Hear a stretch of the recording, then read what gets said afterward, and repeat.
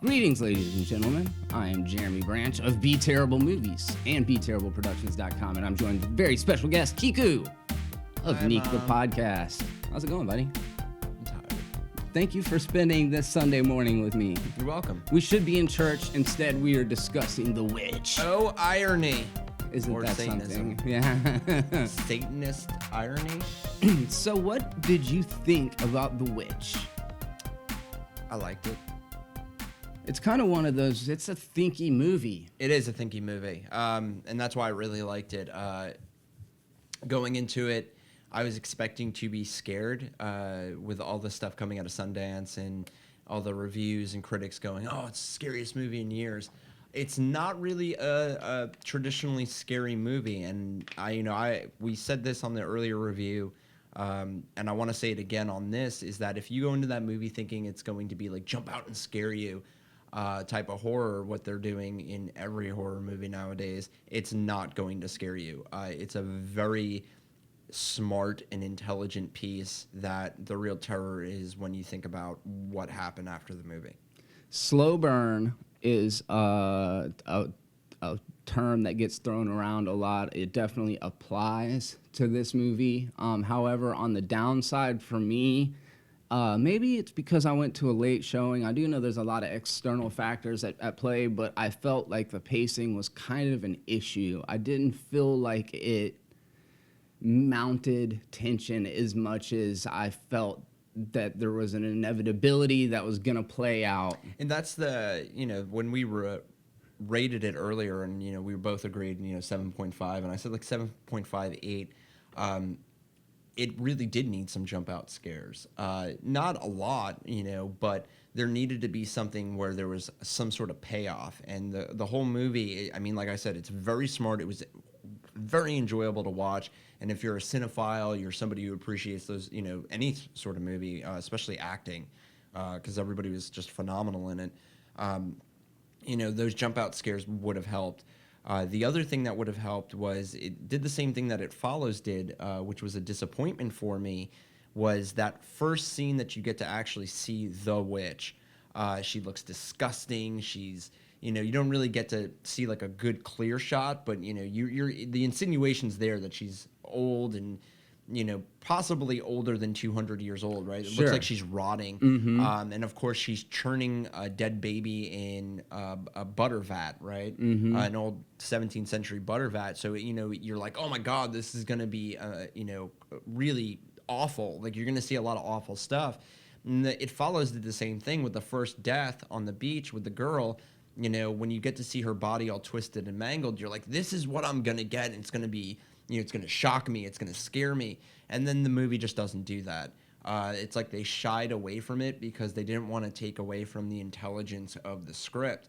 And I think that's a missed opportunity, really, because the script is that good to throw in some cheap scares, maybe a little bit of shock value, some shock horror.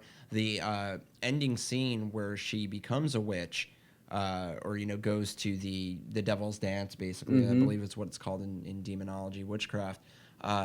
It's a very good scene, visually, but it doesn't really line up with everything else that was happening. And it would have been nice to have something that led up to that, some shock, some jump out scare. So, and obviously you guys click this link because you saw that it says spoilers. We are talking to you as if you've seen the movie. And to address a couple of the things that you touched on, I interpreted it as being multiple witches. The one that stole the baby maybe necessarily wasn't the same one that tempted the brother. Oh yeah, okay.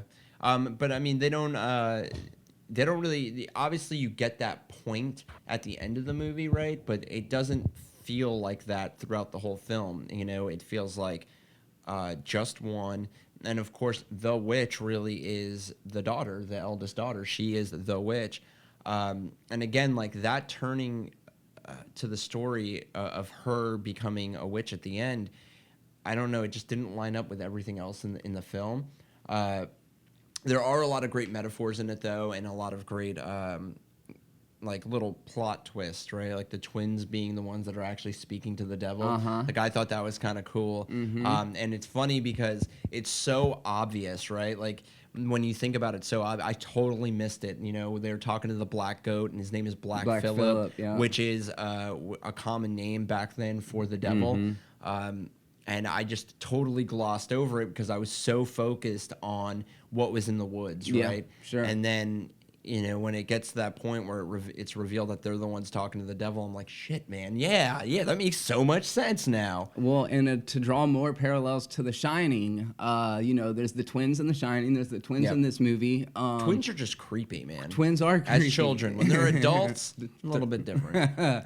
But it's like there's what's happening in the hotel versus what's happening in the family. The whole time you're focused on what is this thing in the overlook, and it's kind of like, what is this thing in the woods? But it's also that is causing this friction and this breakdown in the family. You can see that the mother starts to distrust the daughter, but maybe it's that she's getting jealous of the sexual burgeoning of the daughter, because you can see that her own brother is starting to lust a little bit after her because she's becoming a woman. I took this whole thing as like a Freudian metaphor, and I think the girl becoming a witch was almost her, you know, turning into a woman. It was her. Well, that's kind of a fucked up thing to say about turning into a woman. Yes, as soon as you hit your 13th birthday, and if you're having a period, you're going to worship the devil. Congratulations on that, by the way, ladies. But I think that it was the religion of the time that was what was seen as being oppressive, and that these, you know, her being able to fly at the end was almost like freedom, yeah, and almost like the crucifixion on the flip side of the coin. You know? I can see that. I really think the whole movie definitely shows puritanic values very well. And then it also makes some allusions to modern religion as well. Sure. Especially when you talk about there are still some people to this day that have an overabundance of faith in their religions. And it doesn't matter which one. I'm not pointing out to any single one. But they're willing to follow that faith even while it puts their family in jeopardy. Sure. But when you look at, you know, like every move that they made throughout that whole movie didn't delineate from their faith. The mother starts to break down, obviously, like after the son dies, or, you know, the son comes in, she's like, we just need to go back. You know, we need to throw ourselves, you know, at the mercy of the council and whatnot. And the father's like, no, we won't go back. His pride. And he eventually says that too. You know, it's his pride that got him, you know, that got his family basically killed. And all of them they all bring some flaw to the table, you know, like the brother kind of beginning to, I don't want to say it's an unnatural thing. I don't have a sibling that's a sister, so I don't know. But I would imagine at that adolescent phase, once you start, like, I would imagine there's that awkward time when a girl goes from being able to walk around the house in a towel and not feel shame about it to when she goes around and walks around the house in a towel and it makes the father or the brother uncomfortable because they're starting to see her as a woman. I mean, you also got to look at it like this, too, though. They're in complete isolation. She's the only other female within his age range. Yeah. And obviously, with puritanic values, they're not talking about sex. You know, they're not really. They're basically have faith in God. You know, you marry a woman, stuff like that. But they're not actually having the birds and the bees talk. Which, I mean, obviously, back in those days, and even 100 years, still to this day, you know, parents are still afraid to talk to their children about, you know, about sex and whatnot. Right? But the movie doesn't, you know, while we talk about this, we should probably also point out that the movie doesn't go over the line in that. It's you know, it's implied. It's very implied, and it's more implied that he's having those feelings. There's never like a scene where you feel that you're like, oh, well, that was a little awkward between the brother and the sister. No, it's more stares, and obviously it's curiosity more than anything. Absolutely, I agree, and I do think that that's why it was seduction that led him astray, you know, and that's why the witch at that particular time was in the form of an attractive. It looked like the low rent Eva Green. I don't know exactly who the actress was, but that's who I first thought of when I saw her. But yeah, and it had a fairy tale element, like you said, that kind of contrasted a lot of the more realistic Yeah, and that was one of the things that they pointed out about the movie was that it was the most realistic telling of witchcraft that we've seen. And unbeknownst to a lot of people, I actually went to high school in Germany on a military base, but it was definitely influenced by the German culture surrounding it for years and years and years. In our library, we actually had a giant book, and it was like from the 50s or 60s of demonology people, to study it, not to conjure anything. Sure. Of course, that goes against what my high school principal used to say about me, but besides the point, I actually used to carry that book around all the time with me my sophomore and junior years, and I would read it all the time. It was just so interesting about the kind of weird and crazy shit that people thought up of back in those days. And The Witch, for the most part, is a very accurate telling of that time period when it has to do with witchcraft and believing in evil. That one scene, though, I don't know, kind of takes it, it almost breaks the immersion because it does become fairy tale. Like they threw in, I guess, more of the folklore than the actual retelling of it. And that I was just kind of like, I would have rather had the original witch that we saw tempting him with something else, food, or, maybe kept the baby alive, or, made baby screams, which would have been a lot creepier than him just kind of showing up at the cabin and her looking like Snow White. And then all of a sudden you see some old creepy arm grab him to kiss him. Like, I don't know. And we don't, explicitly know what happened to the twins. We assume that they probably died by the witch in the shed, but I don't think it shows their bodies. Well, they signed the book. The kids did. Yeah, the kids signed the book. They were that's good how to they go. were. Yeah, that's how they were talking to Black Phillip was In the first place. Yeah, they signed the book. And I'm really glad they didn't go Dr. Doolittle on us and actually show Black Phillip talking. I'm glad that we only heard him. They show him smile, right? That kind of shit-eating grin, like, yep, it's been me all along, which was actually really funny, and it was really good at the same time. Yeah. I had a little problem with Black Phillip stabbing the father in the stomach and killing him. That just seemed kind of out of place as well. Yeah, like it was abrupt and just out of place. And you notice how he died on that stack of logs that he had been sitting in there building the whole time.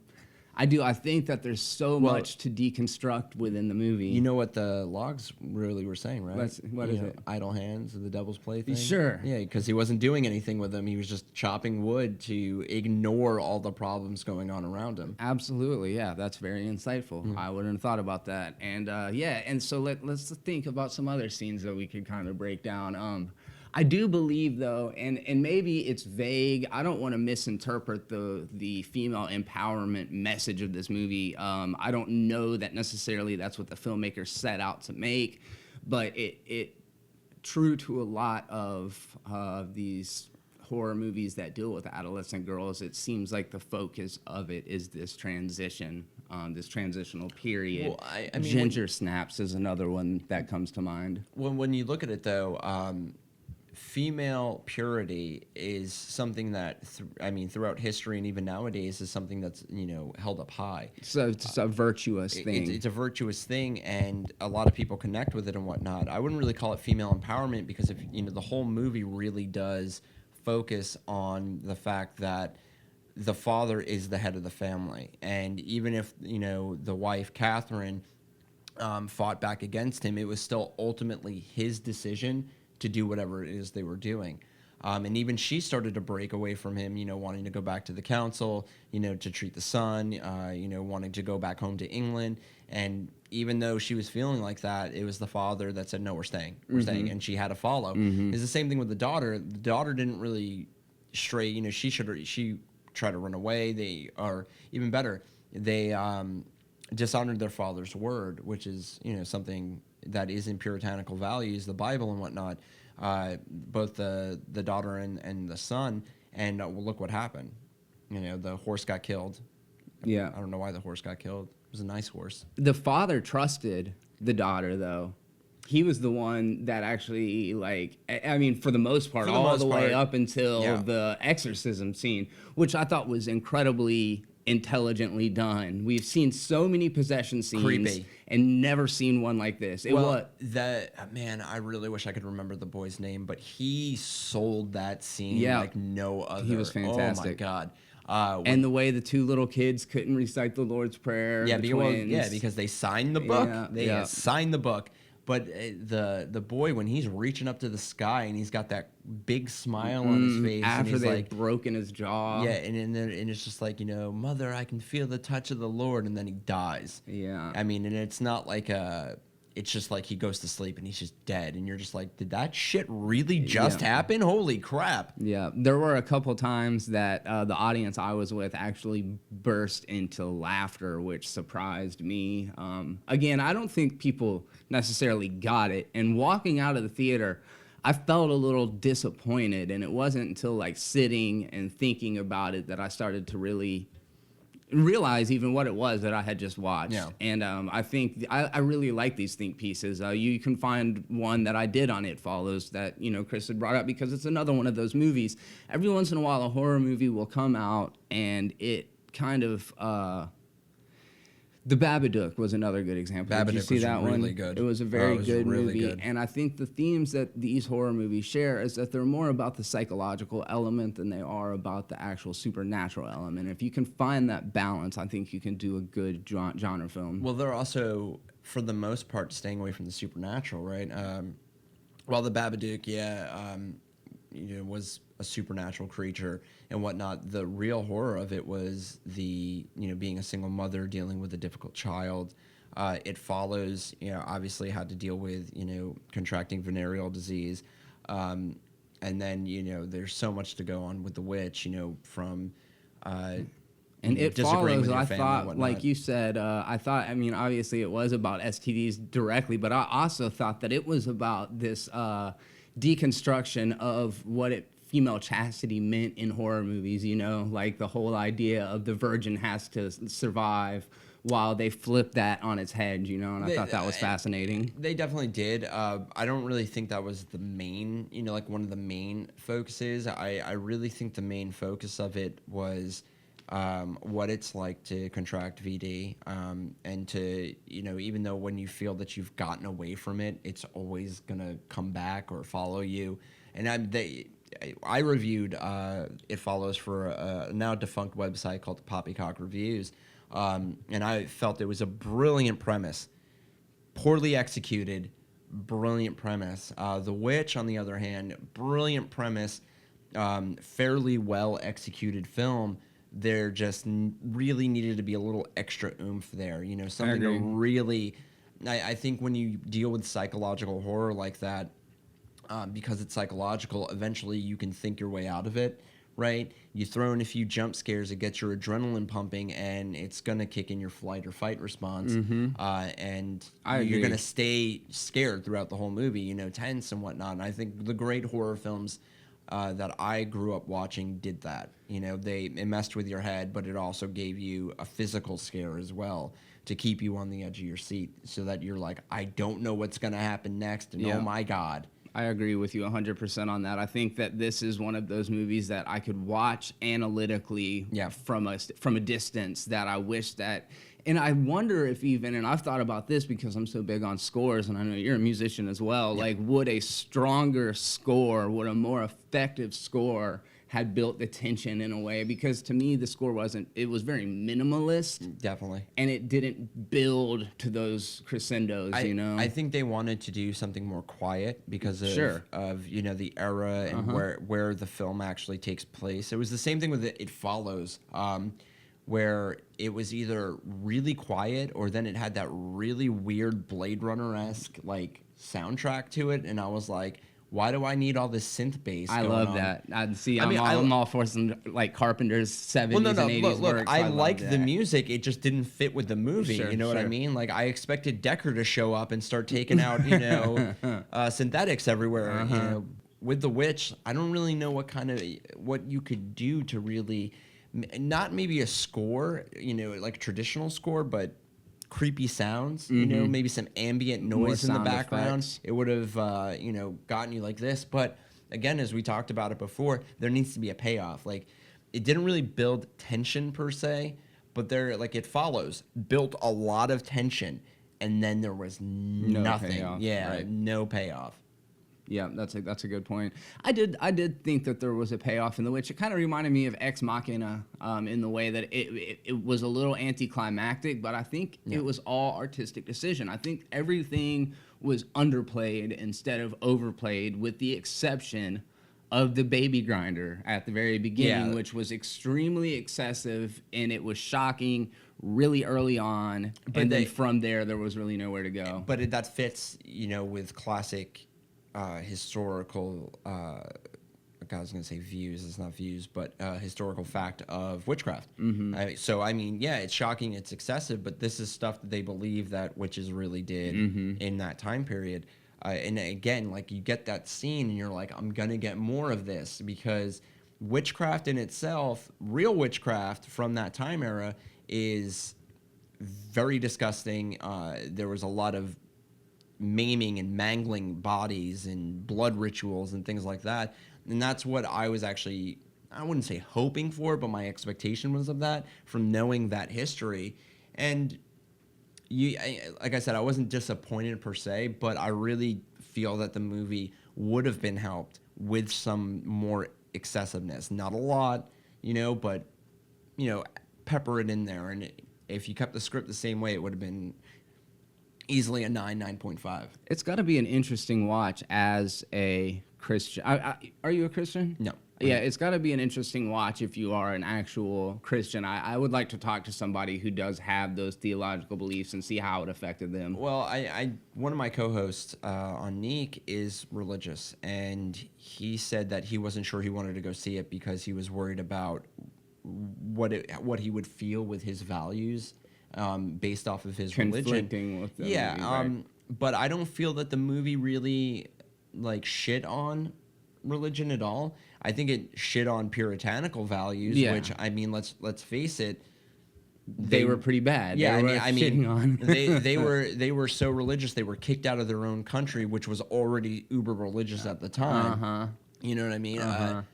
So, like I said, there's some what is it called? There is some parallels to modern times, but I don't feel that it's enough for somebody who is religious to feel that their religion is getting shit on. Now, will scenes of witchcraft or demon worshiping affect somebody very, very religious? Probably. Right. But again, it's not a historical retelling, and I guess you can at the end kind of get you should go to Satan, with how the ending works out and whatnot. But I don't really feel that it is that. I kind of felt that. I'm like, well, are they telling me I should be a demon worshiper? Should I worship Satan? And I took it as more of, like I said, about liberation, about being free of, that Freudian, the son has to kill the father to become a man. Yeah, the Oedipus complex. Yeah, the Oedipus complex. I felt a lot of those kind of themes throughout the movie. And I believe that she literally did kill her mom. She didn't want to, but in that situation, I mean, hack that lady up. Yeah, and but I don't really see it as a condemnation of any one particular religion. I do think that it does kind of aim at organized religion and puritanical values, especially, and family values too. Sure, you should go against the grain if you feel that your family's putting you in jeopardy. Your baby was stolen. Let's not go back to the safety of a village. Let's just stay here and see what happens. Yeah, that was... Well, it's like any true horror movie. It's driven by a series of poor decisions that lead to an inevitable consequence. Normally, of a virgin walking away alive while everybody else is dead, right? I love how you're staying professional with it by going poor decisions, and I'm sitting here going fucking stupid decisions, which is probably why my show doesn't have as many listeners as yours does. That's debatable. That is debatable. But anyways, this is a meaty one. Go see it. You know else? what? Go see this movie. It is a good movie. I don't, we have pulled apart some of the things about it, but it is a very smart film. It is, and it does a lot with a little. And I think that I always appreciate that when a film has little to work with but makes the most out of it. We said it in the early review. The cinematography is wonderful. It is. They do great things with low light, which is usually for me is a faux pas. If I feel that I can't see something in a film, I am a little taken aback. But you can see everything. Oh my God, they're sticking to 17th century language, American English language, absolutely phenomenal. Yes, sometimes it is a little hard to understand, and you might feel like you're back in AP English, or if you didn't do AP English, you have no idea what I'm talking about. But still, not the point. There might be some scenes where like, I didn't really understand what he said, but okay. It's great though.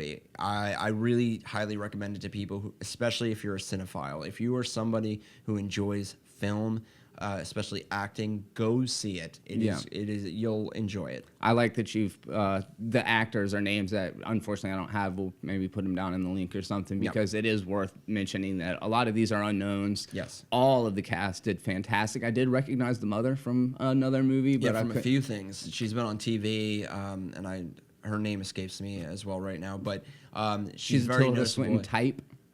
What's that? That said, like Tilda Swinton type. Like if you put that on a script. Yeah, or I mean, and I don't mean any disrespect to the actress herself, but she has a very creepy face. Well, and that sounds like it's an insult, but it's really not. Maybe just good makeup people. No, I think it's actually the costume and whatnot, and no makeup really, because they went bare bones for this movie. Mm-hmm. There's that scene where they find the land that they want to farm, and they're kneeling down and holding hands. You can see it in the trailer, and she has this smile on her face, and it's off-putting. Yeah, like, you know what I mean? And she has that look throughout the whole movie, and I kind of feel like they should have done a little more with her character than just that ending attacking the daughter, because she really does have that look that would offset someone. Like, if they do another Carrie remake and they're going to do it well, like, she should be the mother. Oh, great call. Yeah, absolutely. Absolutely. I'm really curious to hear what you think, because you've seen The Witch, obviously. That's why you're here, hopefully checking this out. If you haven't, like Chris said, definitely go check it out. This is a great movie to have a discussion about, and this is a great place to do it. So please leave your thoughts in the comments section Unless below. they're bad. Well, that's okay. I can do a little bit of damage control, but curious of your thoughts on the movie, and we would just love talking movies. That's what I'm doing here. Yep. That's what he's doing It's what here. we woke up early for. That is exactly right. Chris, where can people find you on the social medias? On social medias, you can find me on Facebook at NEEK the Podcast. We actually have a closed group page where we talk about all things funny and nerdy. We try to be, man. We try to be. Of course, you can also find me on Facebook, Chris KIKU Kubiak. I spend a lot of my time in the Instagram world at Kiku's, KIKUS _Playhouse, where I post anytime an episode comes out, stuff that I do with men's fashion. Yes, I'm one of those people. You can call me a douche all you want, or just anything that I do in the nerd world. You can also contact me through Twitter at Darth Biebs. That's right, Darth like Bieber, DARTHBIEBS. Because I wanted to be two types of evil, and I will try to respond as quickly as possible. Or you can contact NEEK Podcast or NEEK the Podcast on Gmail at neekpodcast@gmail.com. If you're looking for my other host, I will not give you their names. You talk to me instead. And you guys know where to find me. Check out www.beterribleproductions.com to stay up to date with all of our crazy antics. If you are in the Hattiesburg, Mississippi area, April 2nd and 3rd, come on down to the first annual Southern Geek Fest. There's going to be a lot of great guests there, including Jeremy London, Tim Russ, and yours truly. So we look forward to seeing you there. And NEEK the Podcast will be there too. Yes, sir. And hopefully it'll be me. Him. Hopefully it'll be me. If not, it'll be our anime F-bomb host, Mariah Wild. Who's lovely. We would be more than happy to have her as well. And until next time, keep it terrible and keep it nerdy. Peace.